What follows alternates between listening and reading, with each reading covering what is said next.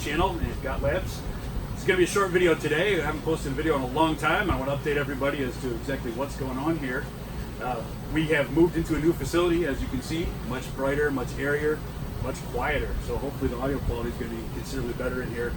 This was one of those moves that was supposed to take a couple days, ended up taking a couple weeks. You may be familiar with the little resin accident I had.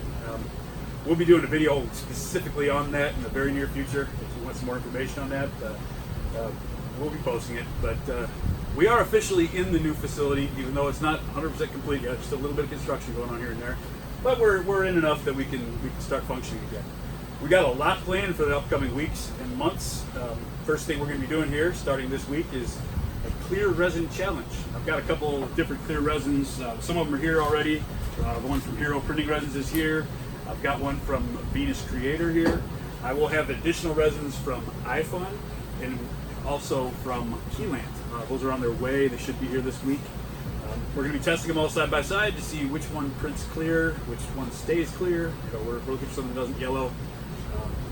Most of those companies have said, hey, yeah, we make a really good clear. A lot of them take a lot of pride in that. So we're going to see if the results back that up. Put them on several different machines. Got a couple torture tests planned. If there's a machine you'd like to see it printed on, and I have that machine here, which I probably do, I'd be more than happy to give it a shot, see how it turns out. We're also going to be doing an interesting kind of look at the four printers here on the bottom row. Of course, we've got the Photon S, the Epax X1, and the Elegoo Mars. Probably the four most popular SLA printers right now on the market. Obviously, the Photon being the most popular, with something like more than 100,000 units sold. We're going to compare them, see which is better, I guess, for your use.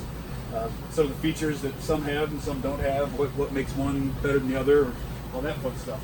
A lot of people ask me, hey, should I buy the S? It's the latest model. Do I want that? Or should I just stick with the Elegoo Mars, especially with the sale price now? It's cheaper. And now with the sale price on the Epax, that's another option that's kind of thrown in the mix there. A lot of people, they just don't know what they want. They're all very similar in print size, just basically identical, share a lot of components, but there's a lot they don't share. And we're going to be going over that, provide you with some information so you can make an educated choice when you decide which one to buy. Unlike a lot of the reviews out there, as you can see, I've used them all. I've got a lot of hours logged on each one of these machines. I know some of the quirks of them. I've got likes and dislikes for every single one of them. I'm not going to come out and say, hey, this one's by far superior, because a lot of it's going to depend on your use. But hopefully, once I get that video up, you'll be able to kind of decide which one of these fits your need the best.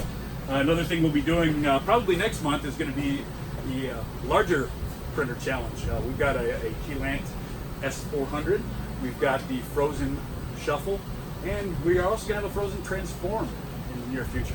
So we're going to put those side by side, kind of see what we're going to get from those as output.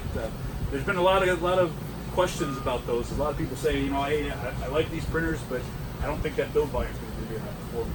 And hopefully by watching that video, you get an idea, first of all, what's going to be available in larger format, and secondly, if you even really want a larger format, because there are definitely some drawbacks to it as well as some obvious pluses. So we'll be doing that all in the upcoming weeks and months here. So make sure you hit subscribe.